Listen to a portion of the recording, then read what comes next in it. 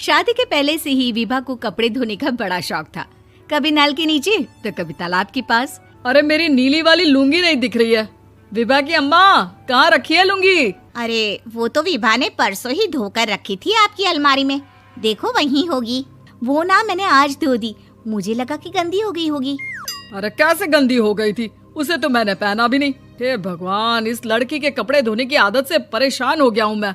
जितना तो घर में राशन नहीं आता, उससे कहीं ज्यादा डिटर्जेंट पाउडर का खर्चा है। इसकी शादी करवा दो, शादी जाए अपने घर में ही करे काम, फिर चाहे घर के कपड़े धोने हो या पूरे गांव के। हाँ ठीक बोल रही हूँ, देखता हूँ मैं कोई लड़का। वो दिन भी आ जाता है जब विभा को देखने लड़के वाले आ जाते हैं। लड़की मुझे अच्छी लगी। होने वाली सास कहती है, बेटी अगर कुछ पूछना है तो पूछ लो। वैसे तो हमारी लड़की बहुत ही शर्मीली है, जो बोल दो वो मान लेती है, इसे क्या पूछना होगा। अरे कैसी बात कर रही हो माँ, मुझे इन लोगों के घर रहना है, सवाल तो कई है। हाँ हाँ बेटा, पूछ लो ना, क्या पूछना है। आप लोगों के घर कपड़े कौन धोता है? सास का मुंह बन जाता है।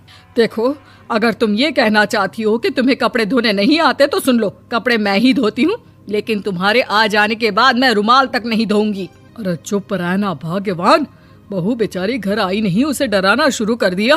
वो क्या है ना बिटिया, अभी तक तो ये कल्लू की माँ ही धोती थी, लेकिन अब तुम्हारे पापा तो दहेज में वॉशिंग मशीन देंगे ही।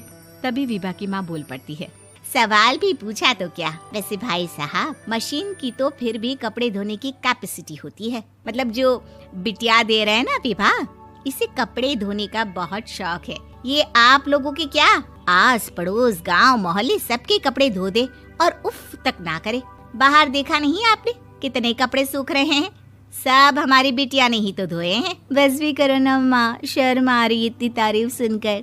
और तो और एक दाग निकाल कर दिखाओ तो मान जाओ। हाँ अच्छा, माफ करना बेटा, मैंने गलत समझा, हमें तो रिश्ता बहुत पसंद है। और ऐसे जुड़ जाता है रिश्ता कपड़े धोने का शौक रखने वाली विभा का। उसकी शादी हो जाती है कोयला फैक्ट्री में काम करने वाले कल्लू के साथ। शादी के बाद अचानक विभा चिल्लाती हुई सास के पास आती है। सासू माँ, अरे सासू माँ कहाँ है आप? ये तो धोखा है, धोखा दिया आप लोगों ने मुझे। इसे ससुर के चक्कर के बारे में पता चल गया। अरे तो उसमें तुझे क्यों धोखा मिला है? अरे नल में पानी नहीं आता, कपड़े कैसे कब धुलेंगे? अच्छा, तू पानी नहीं आ रहा उसकी बात कर रही है। तो आपने क्या सोचा? कुछ नहीं। अच्छा, तेरी माँ ने कहा था कि कपड़े धोने का शौक है तुझे, याद आया मुझे। शौक बोलकर कपड़े धोने वाले मेरे जुनून को कम ना आके सासू माँ, कपड़ा धोना मेरा गुरूर है। तभी पति भी वहाँ आ जाता है। अभी मैंने इसे सनी देओल की फिल्म दिखाई है, उसी के डायलॉग मार रही है माँ। अच्छा सुन, साफ साफ बता रही हूँ, पानी सुबह 4 से 6 और शाम को 10 से 12 आता है, समझी? विभा टाइमिंग सुनकर हैरान हो जाती है। ये क्या भूतों का मोहल्ला है? सुबह 4 बजे उठकर कौन कपड़े धोता है? 4 बजे टंकी में पानी जाता है, फिर सारा दिन धोना ना, किसने मना किया? अरे कैसी बात कर रही हैं? 200 लीटर की टंकी में कितने कपड़े धो लूंगी मैं, सुबह ही उठ जाऊंगी मैं। अब क्या था, विभा सुबह 4 से लेकर रात के 12 बजे तक कपड़े ही धोती रहती। एक रोज सास पड़ोस से निकलकर कहीं जा रही होती है कि साथ वाली कहती है, हाँ कल्लू की माँ, जरा ये बताओ कि 2 साड़ी है, 2 ब्लाउज और एक पेटीकोट और एक नाड़े वाला लंबा कच्छा। हाँ तो? अरे तो क्या, कितना लोगी धुलाई ये बताओ। धोबन दिख रहे हैं हम क्या? हमारे पति सरकारी नौकरी से अभी रिटायर हुए हैं और बेटा सुपरवाइजर है कोयला फैक्ट्री में। धोबन समझ रखा है हमें?